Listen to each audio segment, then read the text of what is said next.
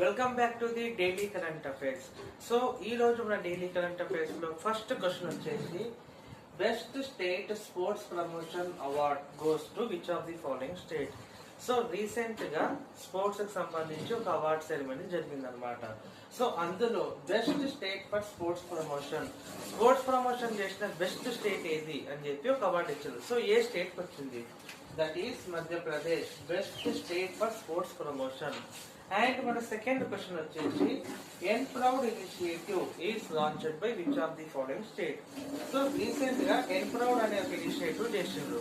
ఇది ఏ particular state లో లాంచ్ అయింది?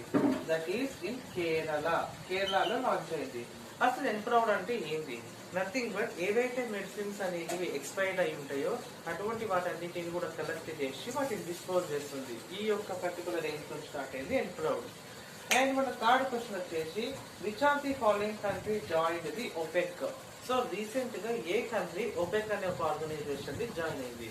దట్ ఈస్ బ్రెజిల్ అనేది జాయిన్ అయింది. అసలు ఒపెక్ అంటే ఏంటి? That is oil exporting major countries. A countries అయితే ఆయిల్ ఎక్స్పోర్ట్ చేస్తాయో అవన్నీ కూడా ఒక గ్రూప్ ని ఫామ్ చేసుకున్నాయి. వాటిని ఒపెక్ అని అంటాం, oil exporting major countries. So recent గా అందులో బ్రెజిల్ అనేది జాయిన్ అయింది అనమాట. అండ్ ఈ 3 క్వశ్చన్స్ లో ఇంపార్టెంట్ క్వశ్చన్ వచ్చేసి ఇది ఎన్ప్రౌడ్ అనే ఒక ఇనిషియేటివ్ ఏ పర్టికులర్ స్టేట్ లాంచ్ చేసింది? Kerala. For what aim? For collecting and disposing expired medicines. So these are the 3 questions. Important వచ్చేసి ఇది కూడా which of the following country join the OPEC group. That